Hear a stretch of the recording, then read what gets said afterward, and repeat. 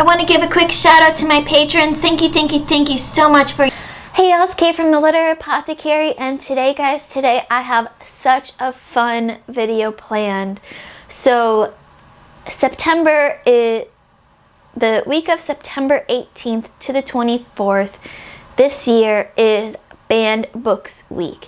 And we have such a fun, exciting announcement for you all. We're gonna do Banned Books Month here on BookTube. I am co-hosting a readathon with Stephanie at Mr. Joe's Reads and Kate at Kate Coy. I will link both of their channels down below, as long as a whole bunch of different materials that you can go and check out, stuff about Banned Books Week and banned books in general. So we are celebrating banned books the entire month of September because every year people are trying to get books banned for various different reasons, whether they're good or bad reasons. People are trying to get banned books banned all throughout time. We thought 1 week is not enough to celebrate banned books because some of our favorite books have been made to the lists of banned books.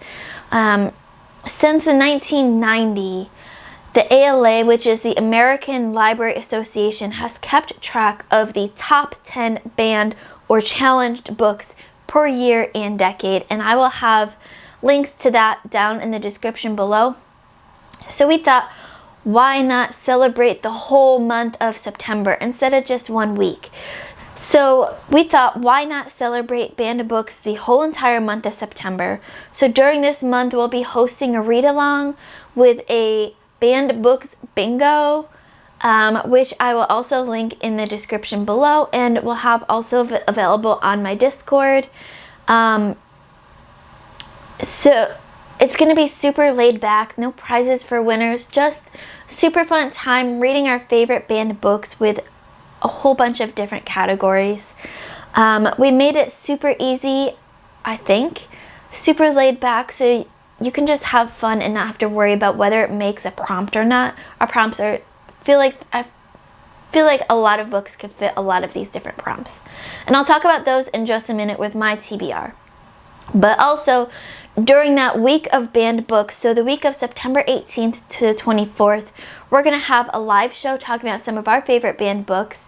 We're going to do reading sprints and maybe some more secret surprise fun coming along the way. So let's talk about this TBR.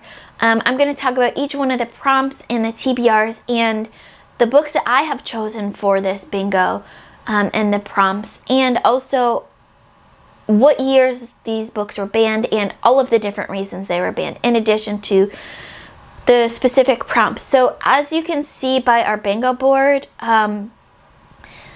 almost each one of these prompts are specific reasons that a book or books have been banned over the years.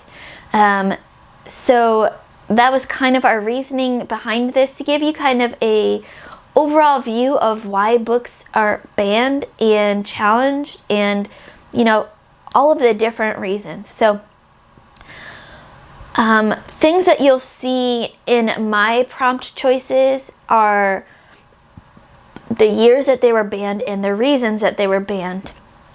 So you get kind of the breadth of knowledge. A lot of these books have been banned more than 1 year, multiple years. I've chosen some favorites, some books that I've been meaning to read for years. And so let's just get into it. So for inappropriate or unsuitable for the age group, which I feel like is mostly looking at a lot of the different books listed for this reason, I feel like this is mostly just not good placement in a library. All of the ALA lists are curated from school libraries, university libraries, and public libraries. And also, like, what age group are you looking at? These are very, very vague. This is just reasons that people, a lot of times parents, but not all the time parents, have tried to get books banned. So my choice for inappropriate, unsuitable age group is Beloved by Toni Morrison, which is one of my favorite books that I read. I read this first in high school and then again in college and then again on many rereads. I love Toni Morrison's writing. It just hits the emotions so well. Toni Morrison is also a Nobel Prize winner. This, I believe, was a Pulitzer winner, probably. National bestseller, Pulitzer Prize winner. It's a beautiful, beautiful, terrifying tale. It's horror. If you like horror, you would love this book. It's haunting. It's amazingly well written. And so in 2012 and 2006, this was banned or challenged for, in addition to inappropriate or unsuitable for its age group, also offensive language, sexually explicit content, religious viewpoints, and violence. And so that is the first book for my prompts. Next up we have, for offensive language, I chose, there was so many different books I could have chosen because I feel like offensive language is one of those things that any book can be offensive to any person, depending on their viewpoints. So I chose My Sister's Keeper by Jodi Picoult, which is a best-selling author, of course. I think this one won a bunch of prizes. Also, this is a book I haven't read yet, but I've been meaning to read for a very long time. In 2009, this book was banned or challenged for homosexuality, religious viewpoints, sexism, sexually explicit, unsuitable to age group, violence, and of course offensive language. And so that's my pick for that one. Who's to say I might not get to all of these, but I hope to, because these are books I either want to reread or read for the first time anyways. Next up is another book that I have not read yet, but I have been meaning to read for a very long time. That's, our prompt is for sexual content, or also you'll see sexually explicit content or references to sex or sexual references, anything that deals with sex, basically. And that is, the book that I chose for this prompt is Looking for Alaska by John Green. In 2016, it was banned for this reason.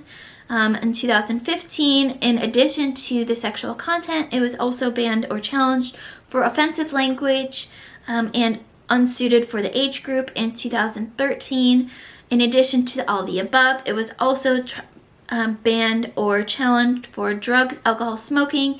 And then in 2012, it was also banned for all of the above. So that's 1, 2, 3, 4 years it was banned. Our next prompt is read a favorite banned books, and this is where I'm going to pull in one of the classics. That is To Kill a Mockingbird by Harper Lee. This is a tiny, tiny edition of it. This has been one of the most influential books that I've ever read. When I read this at first in middle school, it completely changed my life. And let me just pull up. There's a whole long list of reasons and places why this was banned. This is part of the classics, which we'll get to in just a minute. But let me just give you an idea, just to get an idea. This book was challenged in Minnesota in 1977 and temporarily banned due to words damn and whore lady used in the novel. It was challenged in New York in 1980 as a, quote, filthy, trashy novel, one of the most brilliant novels ever written, in my opinion. Challenged in Indiana in 1981 because the book does, quote, psychological damage to the positive integration process, end quote, and, quote, represents institutionalized racism under the guise of good literature, end quote. After unsuccessfully trying to ban Lee's novel, 3 black parents resigned from the Township Human Relations Advisory Council. I feel like they didn't even read this book because this book was challenged in Illinois in 1984 because the novel uses the N-word. Challenged in Missouri 1985 because the novel, quote, contains profanity and racial slurs, end quote.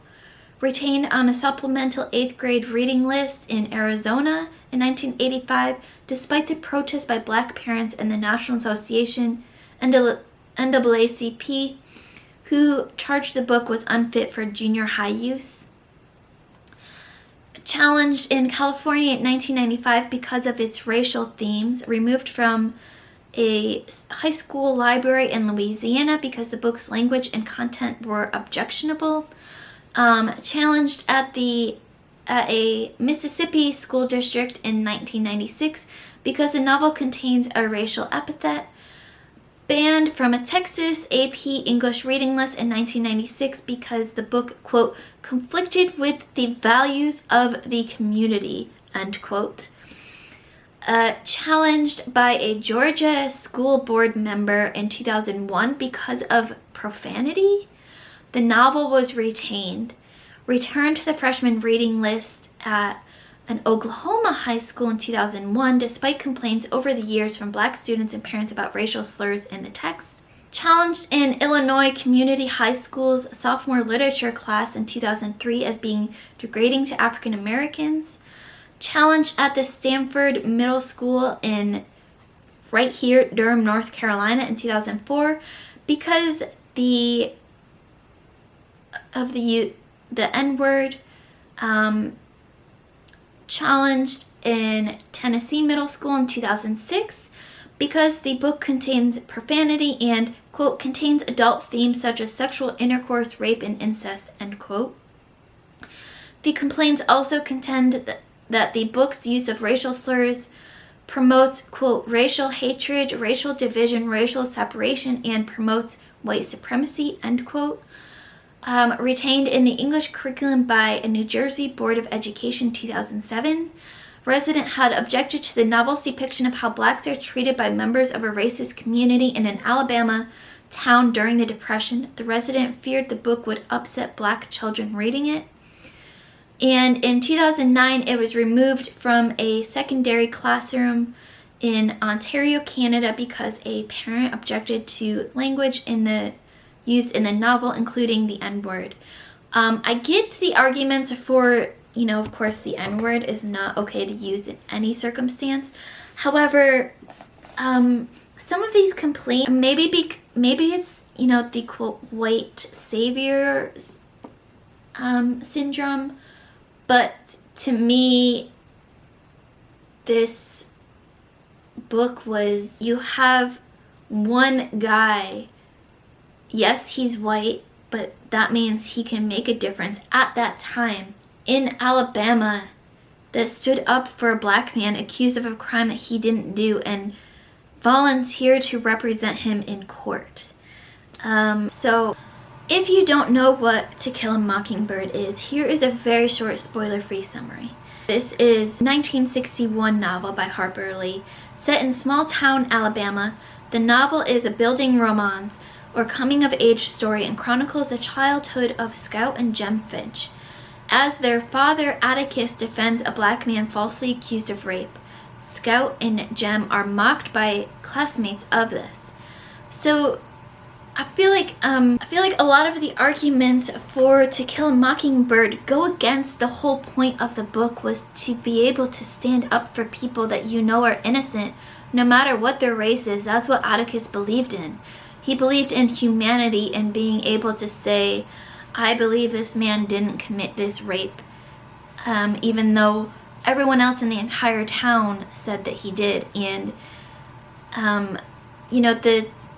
the fact that this situation happens over and over and over again in real life is a testament to Harper Lee being able to write this book at the time when she was writing it in the 60s. I feel like that's a huge testament. To ban this book would have, if I didn't read this book, my life would have been completely different. I grew up in a very white town, and I didn't know what racism was because we didn't have a lot of different people of races. And so this book truly opened my eyes and made me... Next prompt is read a banned book from the ALA Banned and Challenged Classics list. And for me, of course, several of these books that I've already mentioned are also found on this list, which I'll link down in the description below. For me, I'm going to use this as an excuse to read my graphic novel version of The Great Gatsby. This is one of my favorite classics of all time. I just love of Scott Fitzgerald and The Great Gatsby, and this book was challenged in 1987 in Charleston, South Carolina at a Baptist college because of, quote, language and sexual references in the book. I'm using this as an excuse to finally read the graphic novel version of one of my favorite classics. But y'all, look at this. Look at this. I just love these pictures, the muted pictures. I can't wait to get to this in September. Now, for religious viewpoint, this can be from all different kinds of religions. I have chosen a book, a beloved book that I wished I had grown up with, but came to at a later year, but many people have grown up with, and that's Harry Potter. So in September, I'm going to be starting a read-along with Leslie at the Nerdy Narrative, and we're going to be reading through the Harry Potter series again. We're going to be starting with the illustrated editions, which fits perfectly into the September read-along, because Harry Potter has been banned not only for the religious viewpoints, which is the prompt I chose it as, but also for satanic worshiping, witchcraft. Like, this is a book about kids with magic, and people wanted to ban it because they were witches.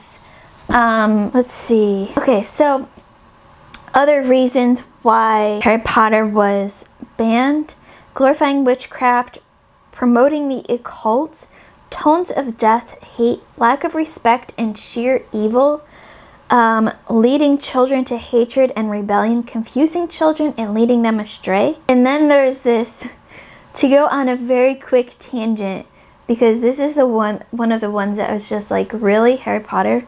A fan created 11 totally logical reasons why Harry Potter should be banned from all schools. We have Harry skips school too often. Owls are dangerous predatory birds. There might be basilisks in your school's basement. Discrimination towards muggles. The Quidditch players never wore helmets. Dementors in America. Wingardium Leviosaing your friends could lead to head injuries. Ron is kind of weird. Dumbledore plays favorites, sets a bad example. Sorting hats are kind of problematic. Hagrid crossed some lines. And so obviously that was a parody of all the reasons why Harry Potter has been banned. But that's my choice for religious viewpoints, because it plays into another read-along that I'm starting in September. And for our LGBTQIA content, this is a popular one among people trying to get books banned, especially these days. This one I have listed as A Day in the Life of Marlon Brando by Jill Twist. This was featured on, I think it was The Tonight Show, because the author of this book is also a comedy writer for The Late Show.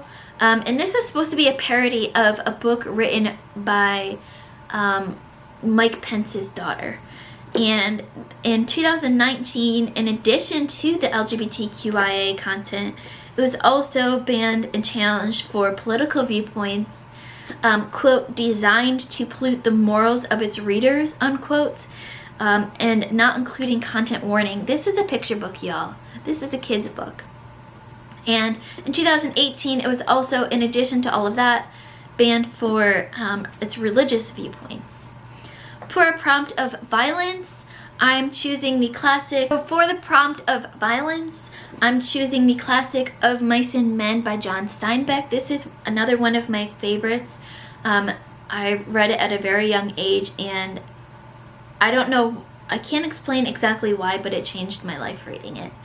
In 2020, so just 2 years ago, this book was banned for racial slurs, racist stereotypes, the negative effects it has on students.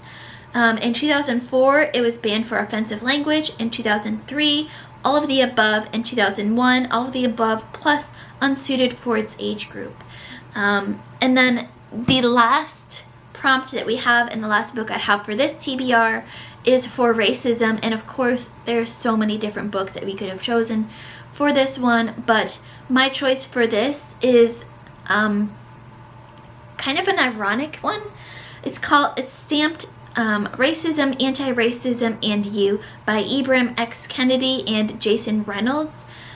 This book was a nonfiction book talking about racism and how to be an anti-racist, and it was hugely popular a couple years ago in the height of the George Floyd murder and all of the protests that were going on. And it was banned and challenged because, quote, the author's public statements, selective storytelling incidents does not encompass racism against all people. And my understanding is, I haven't read this book yet, but my understanding of it wasn't aiming to talk about racism in all aspects, but racism against African Americans, because our two authors are African American. So that was my very long rambly announcement for our Banned Books month read along in the month of September 2022. That was my TBR for our Banned Books bingo. Let me know in the comments below if you're looking to join. What books are you looking forward to reading most during Banned Books month? Come and talk to us about Banned Books in the Discord. Again, I want to give a huge shout out and thank you to my co-hosts, Stephanie and Kate, for joining me on this Banned Book celebration. I am so excited for this, y'all. As always, my Patreon and my Discord information, as well as all of the resources I talked about today, will be in the description below. Keep reading Banned Books, and I love y'all to the moon and back. Bye.